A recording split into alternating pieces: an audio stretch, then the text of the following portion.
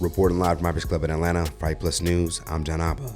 In a very rare interview with GQ, rap mogul and businessman Jay-Z is finally admitting his feelings about being labeled a rapist last year when he was sued amid Diddy's heavily covered controversies. If you can recall, Houston-based attorney Tony Busby would end up kicking off a campaign for anyone tied to Diddy's wrongdoings and infamous freak-offs, in which a young lady would name Sean Combs and Jay-Z, whose real name is Sean Carter, as two people that would rape her when she was just 13 years old at an MTV Video Music Awards after-party in 2000. This news would take over social media, and many would even go on to believe that Carter may have actually done the alleged crime. Fortunately for him, however, the lawsuit would later be dropped, but it appears that he is still feeling damaged about the whole thing. While speaking to GQ, he would go on to reveal, "It was hard, really hard. I was heartbroken. I'm glad we got right to that so we could get that out the way. Like, I was really heartbroken by everything that occurred. We're in a space now where it's almost like consequence is not thought about enough because everything is so instant. You know what I'm saying? The whole lawsuit thing, that shit took a lot out of me. I was angry. I haven't been that angry in a long time. Uncontrollable anger. You don't put that on someone. That's a thing. You better be super sure. It used to be like that. You had to be super sure before you put those kind of things on a person, especially a person like me. Even when we were doing the worst things, we had those kind of rules. There was a line, no women, no kids. You hear those sayings, but those are the things that I took from the street. We lived and died by that. So it's strict for me, like it meant a lot to me. I took that really hard. I knew that we were going to walk through that because, first of all, it's not true, and the truth at the end of the day still reigns supreme." Now, as the conversation continued, Jay would start to discuss some thoughts around his previous music, only to share another response to his 2025 rape allegation. According to Jay, he had the right people around him to help him get through the lawsuit. "I needed the people around me more than ever because usually when I have that feeling, I would just make music and it would be therapeutic. I'd be able to blow it out and would move on. I had to sit in that for a long time." Now, what's interesting is that he would also go on to explain why he decided to not settle instead of allowing it to drag out. "So I have partners I have big deals with. I called my guy from LVMH. Hey man, this thing is coming and I can't get rid of it. I can't take a settlement. It ain't in my DNA. First I had to tell my wife. Let's back up. I know the weight that this is going to bring on our family.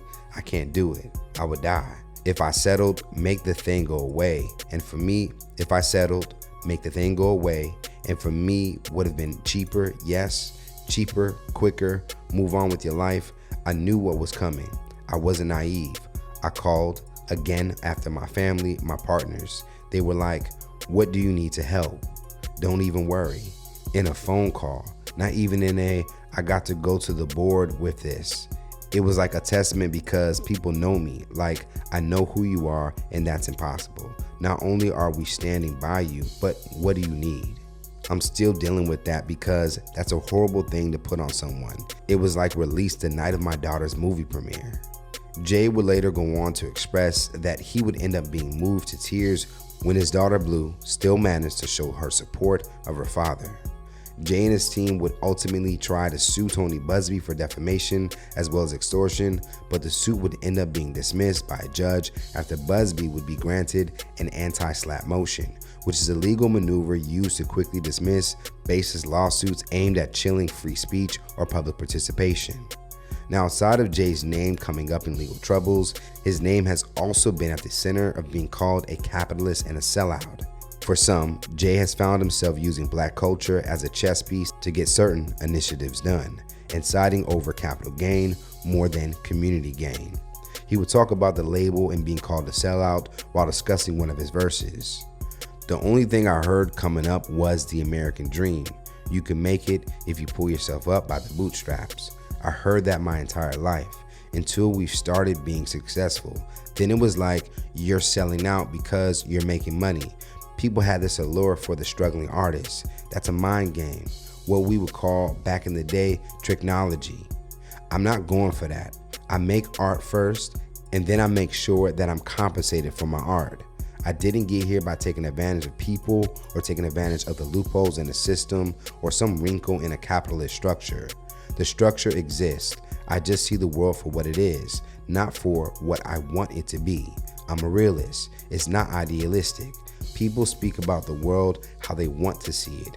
You're never going to win like that. I have to deal with the reality of the world, and I'm going to navigate this world not only for me, but for a bunch of people that's been disenfranchised by a system that doesn't play fair for us. In order for us to progress forward, we have to deal with the world the way it is. Sometimes that means going out and starting your own company. Sometimes that means partnering with established companies because that's the world that we live in. There's nowhere you're going to go that black people control distribution and control media. At some point, you're going to have to partner with somebody. There's so many different ways to go about being successful and achieving great things in music and beyond. I'm just open to all those, just seeing the world for what it is. Not like everything has to be 100% black owned. It's black owned if I own 1% of it. Elon Musk owns 20% of Tesla. You wouldn't say it's not his. You would not say it's not white owned. I don't even know if I've ever heard the term white owned. Jay appears to have responded to several of his brands not being fully black owned, like when he would sell half of his ownership of Ace of Spades to LVMH back in 2021, and that infamous time when an employee picture of his streaming platform Tidal will go viral when people notice an all-white staff. This recent Jay-Z interview looks to be a part of a rollout for potential new music under a newly styled name, as he would share that 2026 is about playing more offense. Jay-Z currently has a 2-day concert series set for NYC at Yankee Stadium in July, and reportedly 1.6 million people have already jumped online with hopes to purchase tickets. Let's talk about him on the cons below. Now that we've heard Jay respond to the accusations that have been floating around, do you think it helps clear things up? Or would it have been best he stayed relatively quiet? And for more news in comedy, culture, and sports, be sure to subscribe here to our YouTube channel and follow Hype Plus across all social media. And if you enjoy stories like this, head over to hypestclub.com right now to get your membership to watch full interviews and more original content. Reporting live from Hypest Club in Atlanta for Hype Plus News, I'm John Abba.